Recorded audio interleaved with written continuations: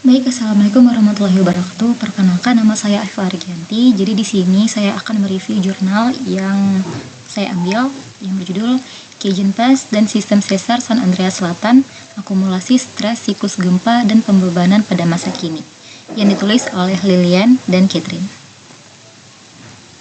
Nah, sebelum masuk ke metodologi, kita bahas latar belakangnya dulu ya. Nah, di California sendiri, khususnya California Selatan, ada dua sesar besar yang jadi fokus penelitian ini, yaitu San Andreas Fault dan juga San Jacinto Fault. Bersama-sama, keduanya itu menampung sekitar 90% pergerakan lempeng Pasifik dan Amerika Utara di wilayah ini. Dalam 1000 tahun terakhir, tercatat setidaknya 36 gempa bermagnitudo sekitar 6,4 atau lebih besar di sepanjang sistem sesar tersebut. Yang menariknya itu, gempa besar terakhir itu terjadi pada tahun 1857, yaitu gempa Fort Tejon yang bermagnitudo 7,9, dan itu sudah lebih dari 165 tahun yang lalu. Jadi, secara historis, wilayah selatan sistem sesar itu justru tampak tenang.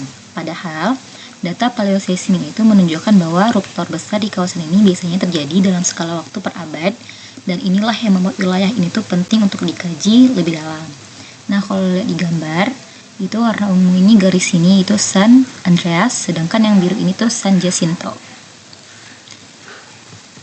Nah, selanjutnya di tengah dua sesar ini tuh ada titik krusial yang menjadi fokus utama penelitian ini, yaitu Cajun Pass. Lokasi ini tuh merupakan titik pertemuan antara San Andreas Fault dan juga San Jacinto Fault. Dan secara infrastruktur sangat vital karena dilintasi oleh jalan tol, jalur kereta, dan koridor energi yang melayani metropolitan Los Angeles. Konsep kunci dalam penelitian itu disebut earthquake gate atau gerbang gempa.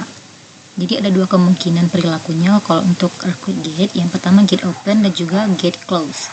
Sebagai contoh historis, gempa Fort Tejon yang 1857 itu termasuk gate close karena berhenti tepat di Cajun Pass. Sementara gempa Wright-Hood tahun 1812 itu gate open, menerobos dari San Jacinto Fault sampai ke San Andreas Fault sekaligus, atau disebut sebagai ruptur tripartite. Nah, selanjutnya berdasarkan latar belakang tadi, penelitian itu menjawab 3 pertanyaan inti. Pertama, bagaimana sih stres terakumulasi pada segmen-segmen yang berdekatan sebelum ruptur besar historis terjadi? Yang kedua, bagaimana level stres saat ini jika dibandingkan dengan kondisi-kondisi di masa lalu sepanjang 1000 tahun terakhir? Dan yang ketiga, bagaimana skenario slip di masa depan dapat mengubah kemungkinan terjadinya ruptur gabungan baik joint maupun tripartite melalui Cajun Pass. Nah, untuk menjawab ketiga pertanyaan ini, penulis membangun simulasi siklus gempa 4 dimensi, yakni 3 dimensi ruang ditambah 1 dimensi waktu. Nah, untuk menjalankan simulasi itu, penulis menggunakan data dasar berupa maksimum ruptur model yang merekonstruksi riwayat gempa 1000 tahun terakhir berdasarkan penelitian Scudder dan Yule pada tahun 2020. Sumber datanya berasal dari penanggalan radiokarbon, dokumentasi historis, serta proksi lingkungan seperti serbuk sari dari Eropa dan anomali cincin pohon. Model ini mencakup 38 segmen sesar utama, dari segmen Chorizo di utara sampai Borrego Mountain di selatan, diproyeksikan dari grid berukuran 450 dikali 900 km. Tapi fokus utama penelitian ini tuh ada 3 segmen inti di sekitar Cajun Pass, yaitu Mojave South, North San Bernardino, dan San Jacinto Bernardino. Pendekatannya disebut pendekatan N-member, model merekonstruksi riwayat ruptur dengan jumlah gempa paling minimum yang masih konsisten dengan data umur paleoseismik yang tersedia. Nah, untuk metodologi, penulis menggunakan model bernama Maxwell, model siklus gempa 4 dimensi berbasis Fourier semi-analitik. Konsepnya, sebuah lempeng elastis tebal 60 km diletakkan di atas separuh ruang viskolastis Maxwell. Model ini tuh mensimulasikan 3 proses sekaligus: pembebanan interseismik, slip koseismik, dan relaksi viskolastis pasca gempa. Stres yang dihitung disebut stres kolom dengan rumus tau tau C sama dengan tau S dikurangi mu F kali sigma N, di mana mu F adalah koefisien gesek sebesar 0,6 sesuai studi Pearly tahun 1978. Stres positif berarti kondisi tersebut mendorong terjadinya slip. Untuk konsistensi, stres dihitung pada setengah kedalaman penjepitan atau locking depth di setiap segmen, sesuai pendekatan studi-studi sebelumnya.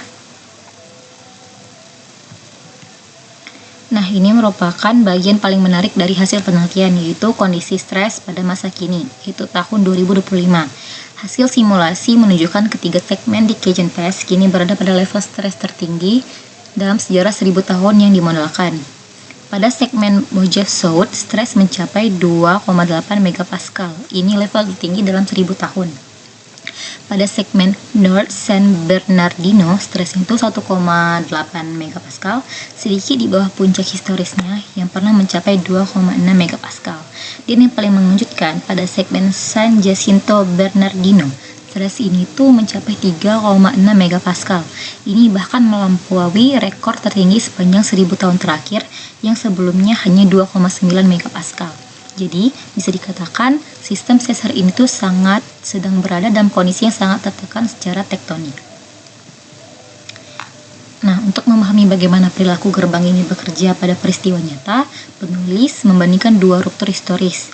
Pada peristiwa 1812 yang Rockwood, contoh gate open atau ruptur tripartit, ditemukan bahwa stres pada segmen MOS dan SJB hampir sekitar 2 megapascal masing-masing, dengan selisih hanya sekitar 0,1 megapascal. Kesamaan level stres inilah yang diduga mendorong ruptur menjalar melalui NSBI sampai ke San Jacinto Fault. Sebaliknya, pada peristiwa 1857 Fort Tejon, contoh yang gate close, stres pragempa pada segmen MOS tergolong rendah, hanya sekitar 0,6 megapascal. Akibatnya ruptur yang sudah menjalar sejauh 330 km dan Parkfield itu berhenti tepat di Cajun Pass, tidak melibatkan San Jacinto Fault sama sekali.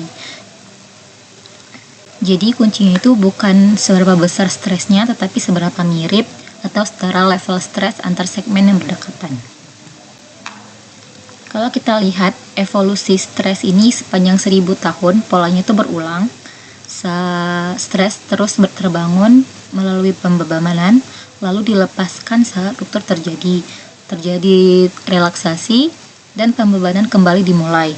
Tapi laju pembebanan ini berbeda di setiap segmen. Pada segmen MOS, laju akumulasinya paling cepat sekitar 1,8 megapascal per 100 tahun, didorong oleh laju slip tertingginya yaitu 32,5 mm per tahun.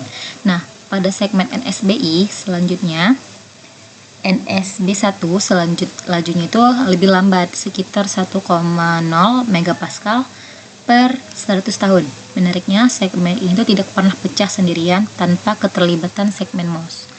Nah, sedangkan pada segmen SJB, lajunya itu sekitar 1,4 megapascal per 100 tahun dengan interval antar gempa paling panjang sekitar 171 tahun. Pertanyaannya, apakah ada ambang stres tertentu yang memicu ruptur? Hasil penelitian ini menunjukkan tidak ada satu ambang batas universal, melainkan rentang karakteristik yang berbeda di tiap segmen.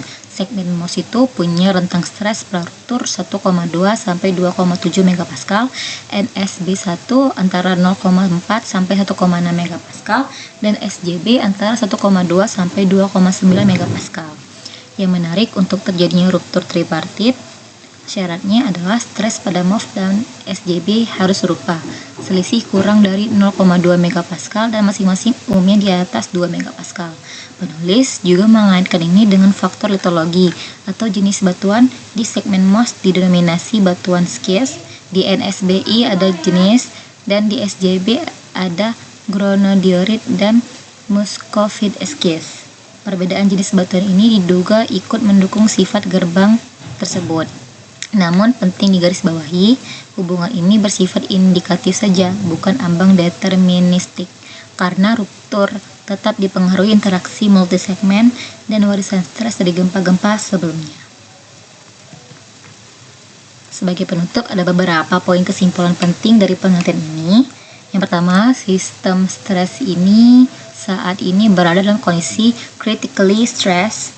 Stres pada segmen SJB sudah melampaui rekor tertinggi 1000 tahun terakhir. Yang kedua, setiap segmen memiliki rentang stres karakteristiknya sendiri, dipengaruhi oleh laju slip dan kedalaman penjepitan masing-masing.